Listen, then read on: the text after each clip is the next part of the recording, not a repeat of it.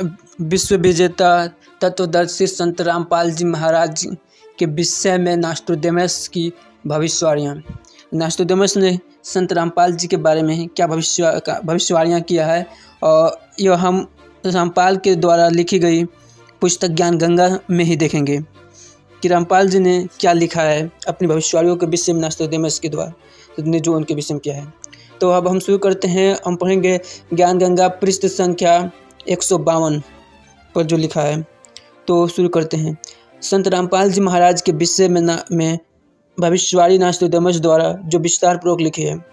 अपनी भविष्यवाणी के शतक 5 के अंत में तथा शतक 6 के प्रारंभ में नास्ट्रोडेमस जी ने लिखा है कि आज अर्थात सन 1555 से ठीक 450 वर्ष पश्चात अर्थात सन 2006 में एक हिंदू संत सायरन प्रकट होगा। तो यहाँ गौर करने वाली बात है कि 1555 से ठीक 450 वर्ष पश्चात 2006।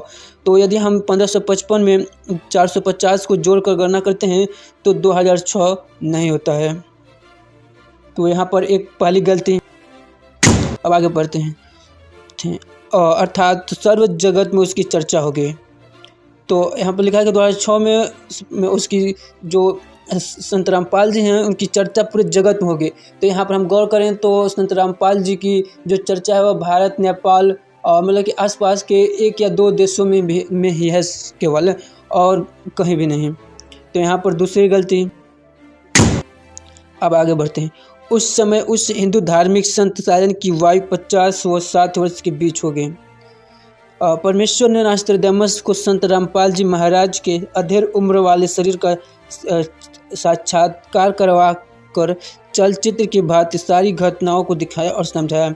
श्री नास्ट्रोडेमस जी ने 16वीं सदी को प्रथम शतक कहा है।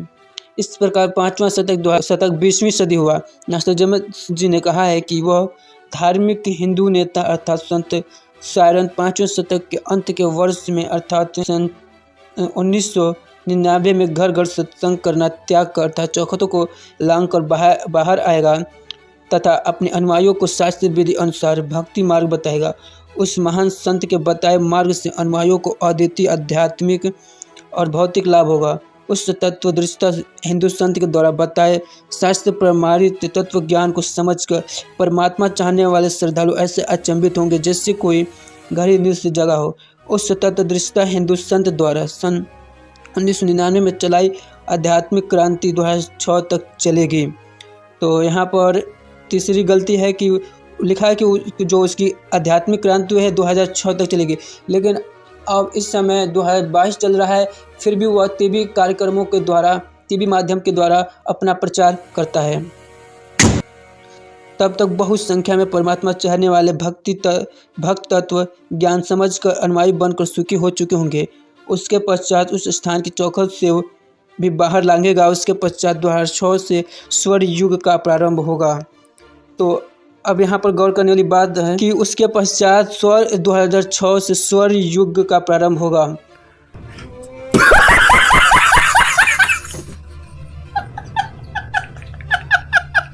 तो अब हम संत रामपाल जी महाराज के स्वर्ण युग पर प्रकाश डालते हैं। तो देखते हैं कि 2006 के बाद जितनी भी घटनाएं हुए हैं तो उनमें से कुछ बड़े बड़े घटनाओं की हम चर्चा करेंगे कि कहीं यही तो नहीं है स्वर्ण युग। तो अब रामपाल जी के स्वर्ण युग को हम देख लेते हैं। और 2020 में सांप्रदायिक हिंसा की कुल 857 घटनाएं हुई हैं। 2020 में केवल 857 घटनाएं हुई हैं, जो 2019 की तुलना में 94% ज़्यादा थी। तो क्या यही रामपाल जी का स्वर्ण युग है?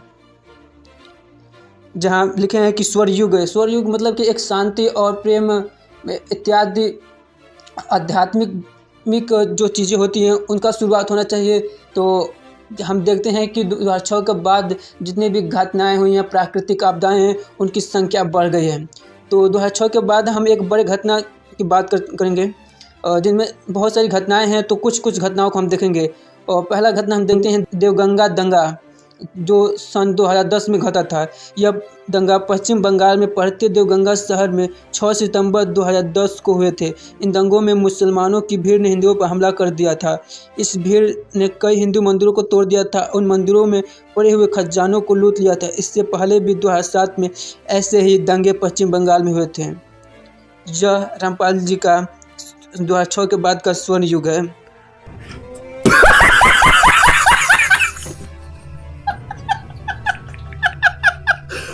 अब दूसरा दंगा भी देख लेते हैं, जो असम दंगा है और सन 2012 में घटा था। यह दंगा जुलाई 2012 को भारतीय बोडोस और बांग्लादेश से भारत आ रहे मुसलमानों के बीच हुआ था।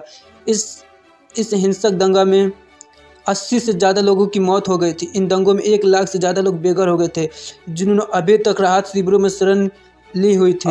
असम नरसंहार मानव के खिलाफ क्रूरता का एक उदाहरण है। यहाँ पे लोग 1 लाख से ज़्यादा लोग बेघर हो गए थे और रामपाल जी कहते हैं कि 2006 के बाद स्वर्ण युग प्रारंभ होगा।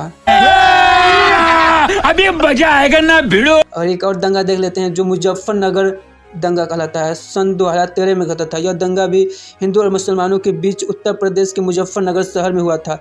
इन दंगों में 48 लोगों की जान गई थी और 93 लोग घायल हुए थे। कुछ हम प्राकृतिक आपदाओं के बारे में देख लेते हैं, 2006 के बाद घटी हैं और जो रामपाल जी 2006 के बाद उनका स्वर्ण युग प्रारंभ हो रहा है। तो देखेंगे, बिहार में आई बाढ़ 2007। जब बाढ़ 2007 में बिहार में आई थी, यह बाढ़ पिछले 30 वर्षों की सबसे भयानक बाढ़ थी। वैसे तो बिहार में हमेशा बाढ़ें आती रहती हैं, लेकिन यह बाढ़ अब तक की सबसे भयंकर बाढ़ थी। इस बाढ़ से हजारों लोगों ने अपनी जान गंवाई थी और करोड़ों रुपए की संपत्ति नष्ट हो गई थी। और उसके बाद हम 2010 में आया पूर्वी भारतीय तूफान। इस तूफान ने भारत के पूर्वी राज्यों को पूरी तरह से प्रभावित किया था। यह तूफान 30 से 40 मिनट तक सक्रिय रहा था। इस तूफान में मरने वालों की संख्या 91 थी और इस तूफान ने 91,000 से अधिक घरों को नष्ट कर दिया था। उसके बाद महाराष्ट्र में सूखा 2013। यह सूखा महाराष्ट्र के इतिहास का सबसे भयंकर सूखा था। इस सूखे से महाराष्ट्र की जलना, जलगांव और धुले क्षेत्र बहुत बुरी तरह से प्रभावित हुए थे। उसके बाद उत्तराखंड में आई बाढ़ 2013। उत्तराखंड में आकस्मिक बादल फटने की वजह से भयंकर तबाही हुई थी। इस बाढ़ से कई स्खलन भी हुए थे। इस बाढ़ से मरने वालों की संख्या 5,000 थी। उत्तराखंड में आई यह बाढ़ भारत की इतिहास की अब तक की सबसे भयंकर बाढ़ थी। और कश्मीर में बाढ़, सितंबर 2014 में कश्मीर में आई बाढ़ में लगभग 500 लोगों की मौत हो गई थी। श्रीनगर, बांदीपुर, राजौरी जैसे कई क्षेत्र इस भयंकर बाढ़ से प्रभावित हुए थे। केरल में आई बाढ़, भारत के दक्षिणी राज्य केरल में अगस्त 2008 में आई भीषण बाढ़ ने भयंकर तबाही मचाई। इस प्राकृतिक आपदा में तकरीबन 477 लोगों की जानें गई, वही हजारों लोग बेघर हो गए। और उसके बाद हम कोरोना महामारी को देख लेते हैं। इसको बयान करने की आवश्यकता नहीं, क्योंकि सभी लोग जानते हैं यह बुरी तरह से लोगों को प्रभावित किया था और बहुत से लोग भूखे सोते थे और यह बहुत ही भयंकर महामारी थी। तो ये सारी घटनाएं यह बयान करती हैं कि जो नोस्ट्राडामस की भविष्यवाणी थी यह पूरी तरह से झूठी साबित होती है संत रामपाल महाराज के विषय में। तो सभी को जय मसीह की।